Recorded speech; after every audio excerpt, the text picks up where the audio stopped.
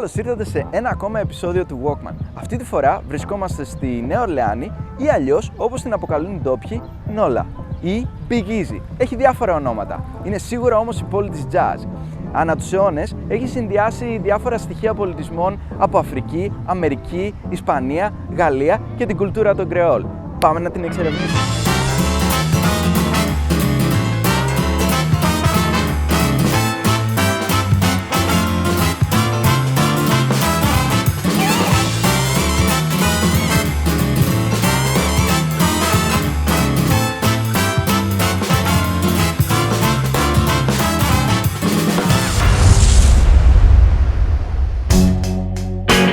Διασχίσαμε την Canal Street και μπήκαμε σε ένα κάθετο δρομάκι για να βγούμε στην πλατεία Jackson. Πάμε μια βόλτα στο French Quarter, που είναι η ιστορική καρδιά της πόλης, γνωστό για τη γαλλική αρχιτεκτονική του. Όλο αυτό το κοσμοπολίτικο μείγμα, με έντονο το αφροαμερικάνικο στοιχείο και τον ευρωπαϊκό απικισμό, αντικατοπτρίζεται από την αρχιτεκτονική, την jazz μουσική, το φαγητό και χαρίζει στην πόλη μια μοναδικότητα που δεν συναντάει κανείς αλλού.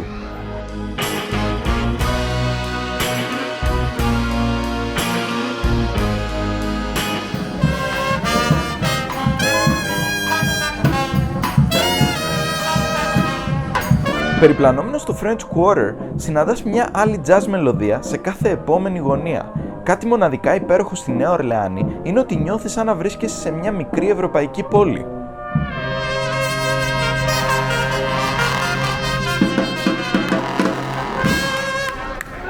Κάναμε μια στάση στο Café du Monde, ένα ιστορικό μαγαζί της Νέας Ορλεάνης που λειτουργεί από το 1862 και προσφέρει τα μπινιέ ή αλλιώς τα ντόνατς της Νέας Ορλεάνης. Στο πίσω μέρος του πεζόδρομου, μετά από την ατελείωτη ουρά ανθρώπων που περιμένει να δοκιμάσει τα λαχταριστά μπενιές, υπάρχει ένα παράθυρο όπου μπορούμε να ρίξουμε μερικές κλεφτές ματιές μέσα στο εργαστήριο, εκεί όπου τα φτιάχνουν. Για να δούμε.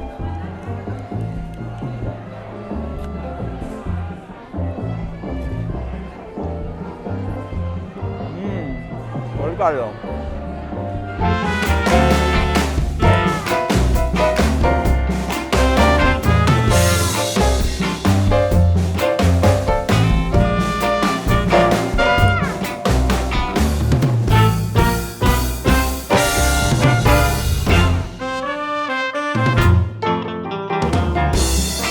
Περίμενα πώς και πώς να έρθω στο French Market, μιας και αποτελεί την παλαιότερη αγορά που υπάρχει στη ΣΥΠΑ.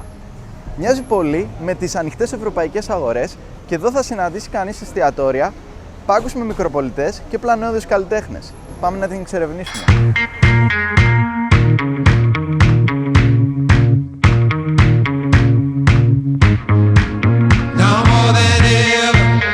Μέσα στα 200 χρόνια ύπαρξής της, η αγορά έχει χτιστεί, καταστραφεί και ξαναχτιστεί πολλές φορές. Αλλά αυτό που παραμένει αμετάβλητο είναι το ακαταμάχητο πνεύμα του εμπορίου και της κουλτούρας της αγοράς που κάθε επισκέπτης έχει τη δυνατότητα να απολαύσει. Αφού πλησίασα και ζήτησα άδεια για να φιλμάρω την αγκιοπλάστη επί το έργο, η συμπαθέστατη αυτή κυρία μου εκμυστηρεύτηκε ότι έμαθε την τέχνη αυτή στο Λύκειο, δεν ασχολήθηκε ποτέ, αλλά μετά τον τυφώνα Κατρίνα την αξιοποίησε για να εργαστεί πάνω σε κάτι που γνώριζε. Η Νέα Ορλεάνη είναι ο παράδεισος των foodies, ειδικά όσων αγαπούν τα θαλασσινά. Εδώ συναντάμε τις κουζίνες Κρεόλ και Κατζούν, ένα κράμα γαλλικής, ισπανικής, αφρικανικής και αμερικανικής κουζίνας, πικάντικο και εκρηκτικό. Γεια μας!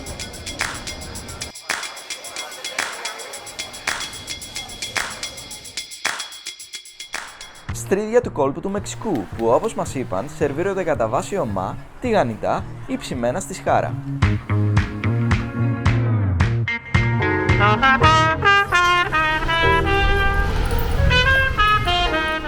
Στον δρόμο για την επόμενη στάση του Walkman έτυχε να απολαύσουμε ακόμη μια street jazz μελωδία που είναι ένας από τους χιλιάδες λόγους για να ερωτευτεί κανείς τη μαγευτική Νόλα.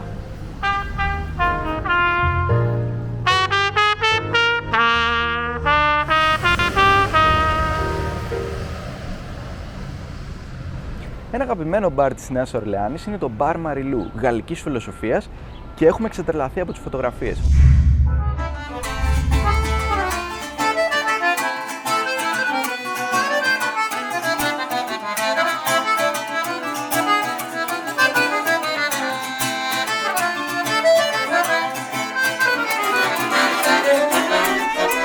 Η ατμόσφαιρα του χώρου μας μάγεψε και επειδή έτυχε να βρισκόμαστε εκεί την ημέρα της Βαστίλης, αποφασίσαμε να κάνουμε και μια βραδινή κράτηση για να απολαύσουμε το burlesque show με συνοδεία κλασικών κοκτέιλ.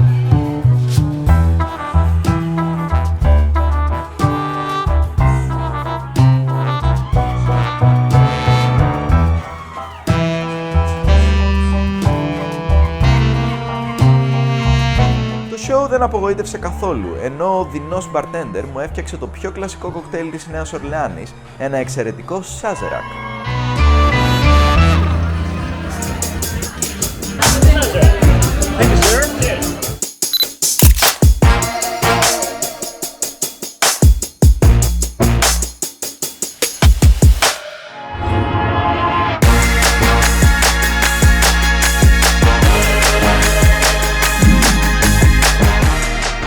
Ήρθαμε στη Νέα Ορλεάνη τη χειρότερη εποχή που θα μπορούσαμε να έρθουμε, σταθήκαμε αρκετά τυχεροί για να βιώσουμε τα πιο τρελά, spooky και jazz vibe της και φροντίσαμε να φιλμάρουμε την πόλη σε όλες τις εναλλαγές του καιρού.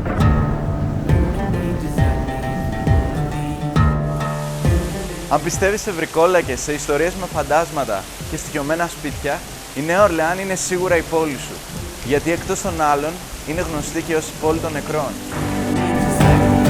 Εδώ, όπως μας είπαν, το βουντού αναγνωρίζει ότι υπάρχει ένα αόρατο βασίλειο πνευμάτων που βρίσκεται ανάμεσα στον ορατό κόσμο. Κάτι που έδινε ελπίδα στους σκλάβους της εποχής ότι ζουν σε έναν κόσμο αυθονίας και γεμάτο ομορφιά σε αντίθεση με τις σκληρές και απάνθρωπες συνθήκες που βίωναν τότε.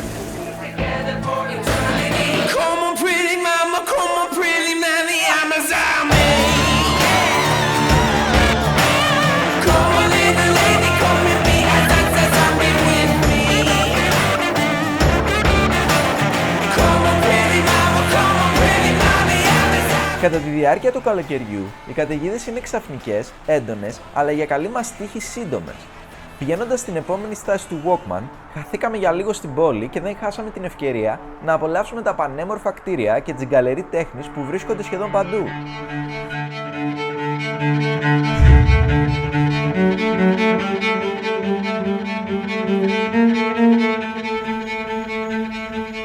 Και φυσικά ήταν αδύνατο να μην κάνω μια στάση από το περίφημο σπίτι που γυρίστηκε η ταινία The Curious Case of Benjamin Button με τον Brad Pitt.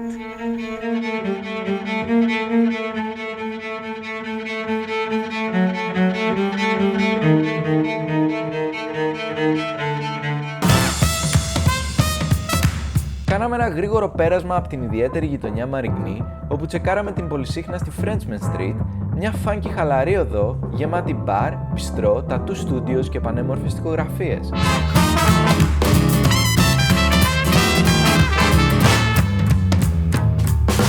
Δεν μπορέσαμε να μην σταματήσουμε για ένα vegan hot dog στο That Dog, όταν είδαμε το καλώς ήρθατε γραμμένο απ' έξω να μας προσκαλεί.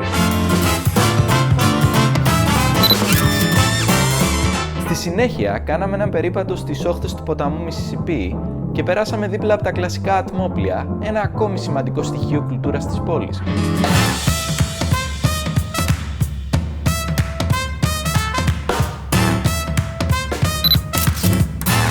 Και λίγο πιο κάτω, από τον περίφημο φράχτη στην είσοδο μιας προβλήτας που καλύπτεται από κλειδαριές αγάπης, όπου μια πινακίδα ανάμεσα στα λουκέτα γράφει «Η αγάπη νικά».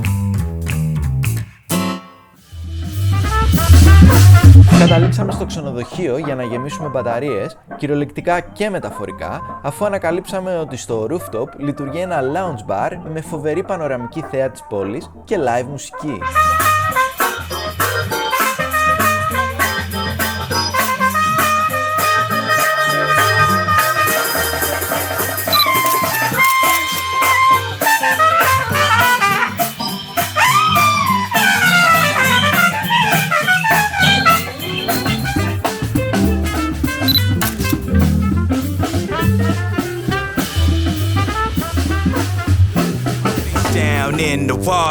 Πίσω στην Bourbon Street, θορυβώθης και ξενύχτησα.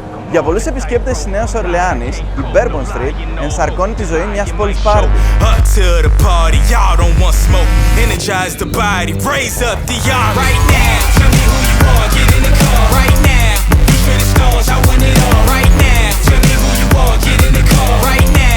Πολλά πράγματα αλλάζουν στη γενέτειρα της jazz, αλλά ο ενθουσιασμός και η διασκέδαση στην Bourbon Street δεν σταματούν ποτέ.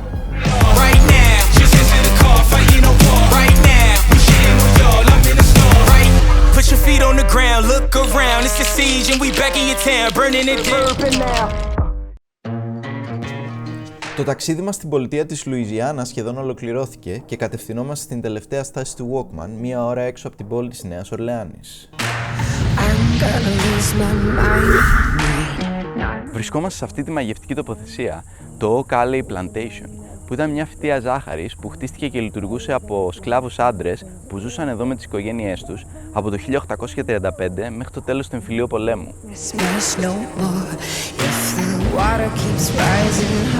Αρχοντικά, σαν και αυτό ακριβώς πίσω μου, γνωστά και ως τα μεγάλα σπίτια, χτίζονταν κυρίως για να τονίσουν την ταξική διαφορά σε σύγκριση με τις κατοικίες των σκλάβων. Αν έχετε δει την ταινία Django του Ταραντίνο, έχετε σίγουρα μια εικόνα περί τίνος πρόκειται. Πάνω από 220 άνθρωποι ήταν σκλαβωμένοι σε αυτή τη φυτεία. Ζούσαν σε αυτά τα σπίτια σε αποκαρδιωτικές συνθήκες διαβίωσης, ενώ καθ' όλη τη διάρκεια του έτους δούλευαν σκληρά στα χωράφια, με τα στοιχεία τους να εμφανίζονται σε αρχεία πωλήσεων. Αυτές οι κατασκευές είναι μια τιμητική αναγνώριση όλων αυτών των ανθρώπων που στις πλάτες τους χτίστηκε αυτή η φυτεία. Και όπως αναγράφεται, ένα όνομα στον τοίχο είναι ότι έχει απομείνει από την ιστορία του καθενός από αυτούς τους ανθρώπους.